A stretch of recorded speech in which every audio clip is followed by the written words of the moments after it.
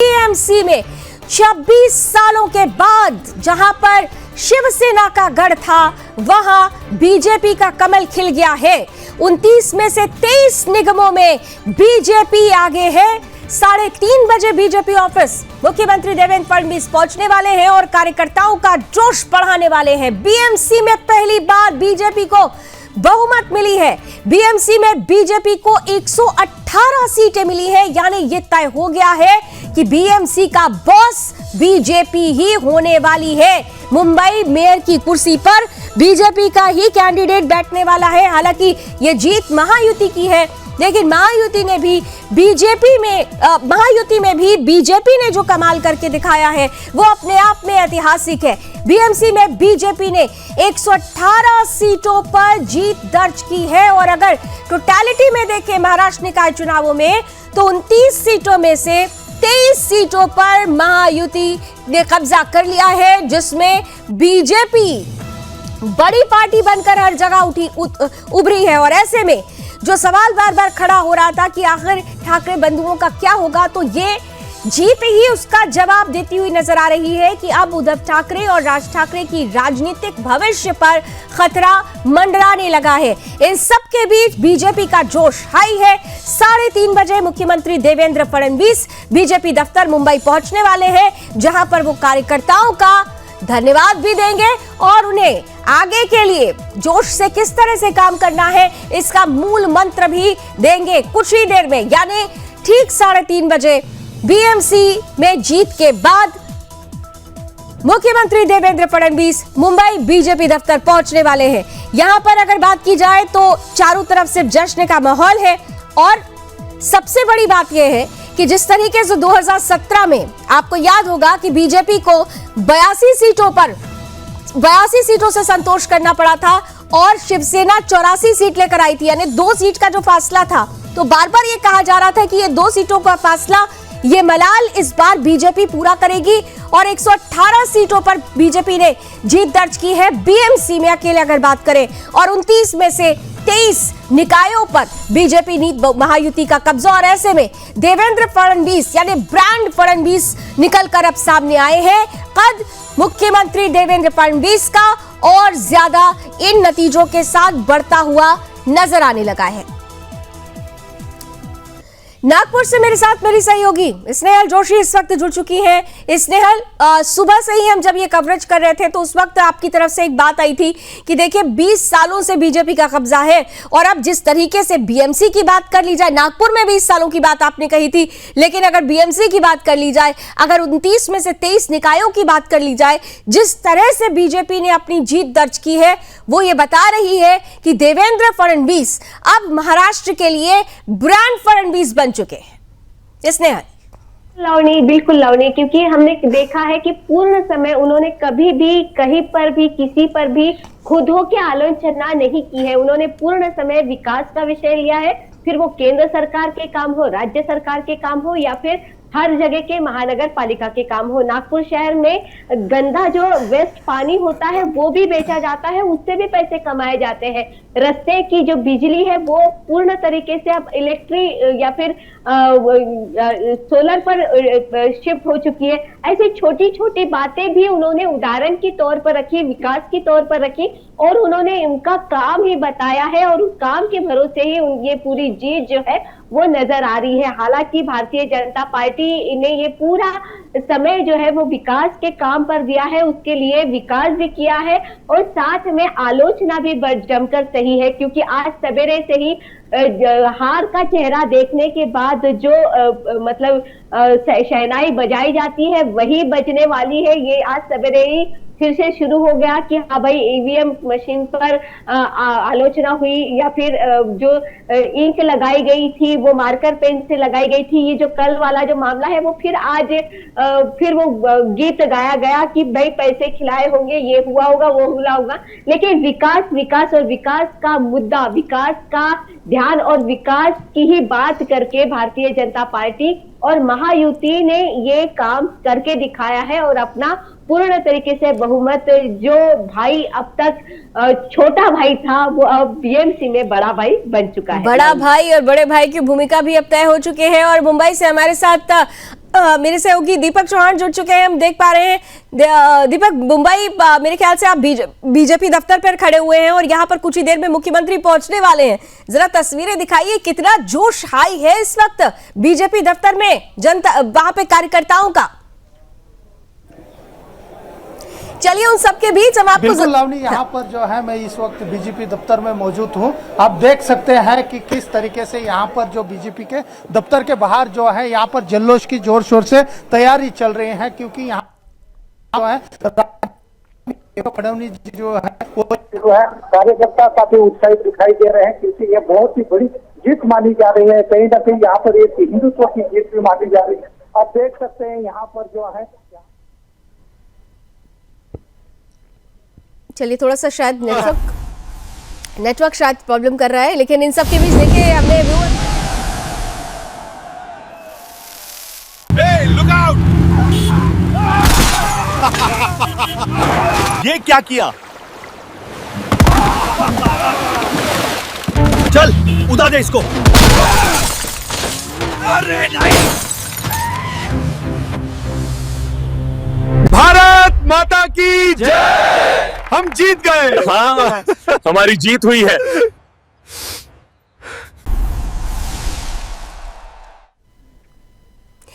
तो हमने खास तरीके से आपके लिए ये तैयार किया है, और जिस तरीके से बीजेपी और शिवसेना शिंदे ने यानी महायुति ने ये जीत दर्ज की है, निश्चित रूप से उद्धव ठाकरे के लिए अब रोने का ही दिन आ गया है। क्योंकि यहाँ पर दीपक, सबसे महत्वपूर्ण बात यह है कि जो चुनाव था ये दोनों के लिए ही, चाहे हम उद्धव गुट की बात कर लें या फिर बीजेपी नीत महायुति की बात कर लें, दोनों के लिए ही साख का ये सवाल था।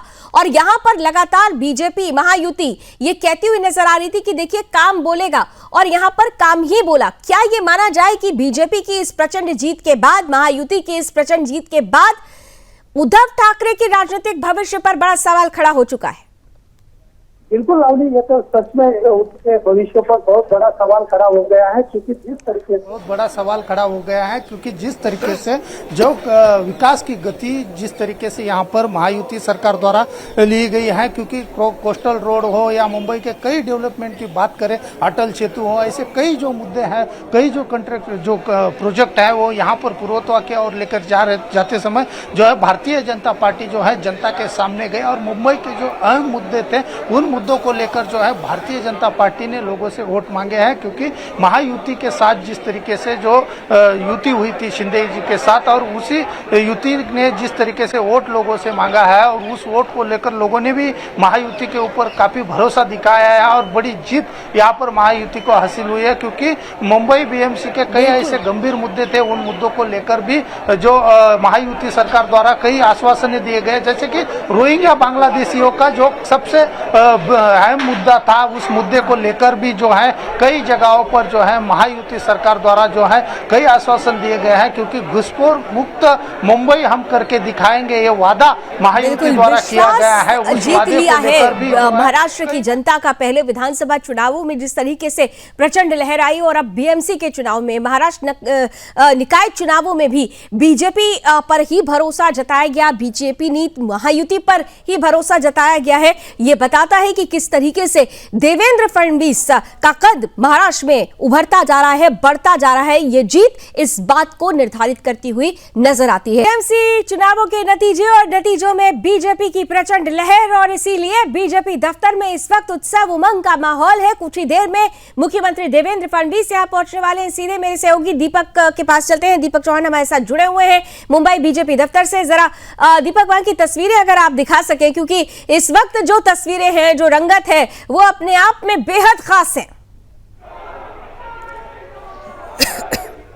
बिल्कुल लावनी, जिस तरीके से यहाँ पर जो है जो नतीजे सामने आए हैं और जल्लोष यहाँ पर मनाया जा रहा है, आप देख सकते हैं बीजेपी दफ्तर के बाहर जो है महायुति के जितने भी घटक पक्ष थे, आरपीआई हो या शिंदे गुट हो या कई अन्य जो महायुति के जो घटक हैं उनके कार्यकर्ता भी यहाँ पर बीजेपी दफ्तर पहुँच रहे हैं। यहाँ पर आरपीआई के कार्यकर्ता यहाँ पर आए हैं और भारतीय जनता पार्टी के कुछ कार्यकर्ता जो हैं यहाँ पर देवा भाऊ के नाम से जो है नारे यहाँ पर लगा रहे हैं, क्योंकि देवा भाऊ का जो चेहरा था वो इस नगर निगम चुनाव को एक बहुत ही बड़ा चेहरा उसके तरफ देखा जा रहा है, क्योंकि देवा भाऊ के चेहरे को लेकर जो है जिस तरीके से इस चुनावी मैदान में जो प्रसार किया गया है उसी को लेकर जो है काफी बड़ी जीत जो है यहाँ पर भाजपा को हासिल हुई है, महायुति को हासिल हुई है, क्योंकि 130 के आसपास जो है यहाँ पर जो है मुंबई बीएमसी में जो है वो स्पष्ट बहुमत यहाँ पर इनको मिल रहा है। क्योंकि जिस तरीके से कई अन्य नगर निगम के हम बात करें, नासिक हो, पिंपरी चिंचवड़ हो, पुणे हो या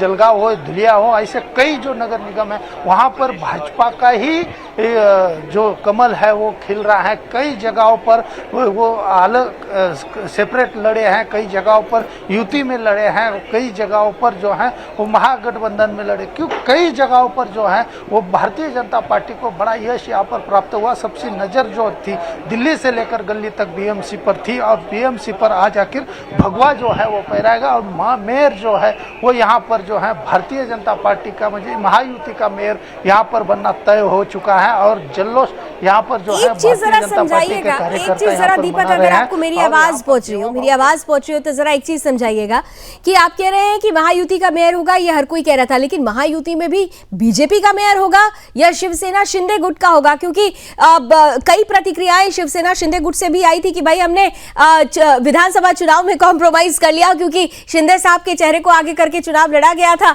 लेकिन वहां पर मुख्यमंत्री देवा भाऊ बने। लेकिन इस बार जो ये परिस्थिति बनी है इसमें कोई कॉम्प्रोमाइजिंग रोल में रहेगा या यहां पर बीजेपी ही परचम लहराएगी? बिल्कुल लावनी, जिस तरीके से आपने जो सवाल मुझे पूछा है, क्योंकि यहाँ पर मेयर किसका बनेगा, क्योंकि 100 के आसपास जो है भारतीय जनता पार्टी के सीट जो है वो चुन कर आए हैं और 28-29 के जो आसपास जो है वो शिंदे गुट के सीट चुन के आए हैं। लेकिन कहीं ना कहीं यहाँ पर छोटे भाई को बड़ा भाई ये समझ लेगा क्या, और छोटे भाई को इसी बीएमसी के मेयर के लिए जो है संधि बड़ा भाई देगा क्या, ये भी देखना जरूरी है। लेकिन आपने जो कहा कि यहाँ पर कहीं ना कई शिंदे जी के पार्टी के जो पार्षद है उनको मेयर बनाया जाएगा क्या, लेकिन ये आने वाला समय ही बताएगा। अभी कुछ ही देर में यहाँ पर राज्य के मुख्यमंत्री भी यहाँ पर उपस्थित रहेंगे इस जल्लोष में और वो अपनी प्रतिक्रिया भी रखेंगे। लेकिन जरूर ये बात है, क्योंकि जिस तरीके से जो उनके जो कार्यकर्ता हैं वो बताते हैं कि विधानसभा में बहुत ही झुकता माप जो है भाजपा बिल्कुल, और ऐसे में बिल्कुल भाजपा ने कमाल किया और इसीलिए ये कहा जा रहा है कि अब देवेंद्र फडणवीस भाऊ अपने आप में एक ब्रांड बन चुके हैं। और यही वजह है कि बार बार ये कहा जा रहा है कि ये जो प्रचंड जीत है वो देवेंद्र फडणवीस के कद को भी बढ़ा रही है, इसलिए मेयर भी बीएमसी में बीजेपी का ही बैठेगा। क्या तस्वीरें होंगी इस पर नजर बनी रहेगी। बीएमसी चुनाव के नतीजे तो अब धीरे धीरे स्पष्ट हो चुके हैं और ये पूरी तरह से स्पष्ट हो गया है कि बीजेपी कब्जा करने वाली है अब बीएमसी पर। नगर निकाय चुनाव में 29 में से 23 सीटों पर महायुति की जीत, और इस जीत के साथ अब उत्साह उमंग का भी और पूरी तरह से सेलिब्रेशन की जो तस्वीरें हैं वो आनी शुरू हो चुकी हैं। हम उन तस्वीरों को आपके बीच रखेंगे, लेकिन उससे पहले देश में और भी जगहों पर बहुत कुछ हो रहा है। राष्ट्रीय राजधानी नई दिल्ली की हम बात कर लेते हैं, जहां भारत मंडपम में चल रहे विश्व पुस्तक मेले के मंच से एक महत्वपूर्ण वैचारिक कार्यक्रम सामने आया है। राष्ट्रीय स्वयंसेवक संघ के सर कार्यवाह श्री दत्तात्रेय होसबोले जी ने कल यानी गुरुवार 15 जनवरी 2026 को पुस्तक मंत्र विप्लव का लोकार्पण किया। यह पुस्तक तरुण विजय द्वारा लिखी गई है और प्रभात प्रकाशन द्वारा प्रकाशित की गई है। इस अवसर पर राज्यसभा सांसद डॉक्टर सुधांशु त्रिवेदी, लेखक तरुण विजय और प्रभात प्रकाशन के चेयरमैन प्रभात कुमार भी मंच पर मौजूद रहे। लोकार्पण समारोह को संबोधित करते हुए श्री दत्तात्रेय होसबोले जी ने कहा कि भारत की परंपरा मूल रूप से ज्ञान की परंपरा रही है और इसी ज्ञान से देश को यश प्राप्त हुआ है। उन्होंने कहा कि ज्ञान व्यक्ति को सही दिशा दिखाता है, लेकिन ज्ञान के साथ भक्ति आवश्यक है, क्योंकि भक्ति के बिना ज्ञान अहंकार को जन्म देता है। दरअसल उन्होंने महर्षि अरविंदो के विचारों का भी उल्लेख किया और कहा कि स्वतंत्र भारत में 3 कार्य आवश्यक है। पहला, देश की बिखरी हुई प्राचीन ज्ञान परंपरा को एकत्रित करना। दूसरा उसे आज के समय के अनुरूप जीवन उपयोगी और मानव उपयोगी बनाना, और तीसरा नए ज्ञान का सृजन करना। उन्होंने ये भी कहा कि भारतीय ज्ञान परंपरा से जुड़े शब्दों पर अभी व्यापक अध्ययन बाकी है। सत्य और इतिहास को विकृत करने का प्रयास अज्ञान नहीं बल्कि एजेंडा के तहत हुआ है, जिससे समाज में भ्रम की स्थिति पैदा हो गई है। उन्होंने कहा कि जैसे जैसे दूसरों का मन और बुद्धि पर नियंत्रण बढ़ा, वैसे वैसे मंत्र विप्लव की स्थिति बनी है और सम्मोह से बुद्धि का नाश तथा बुद्धि के नाश से सर्वनाश होता है।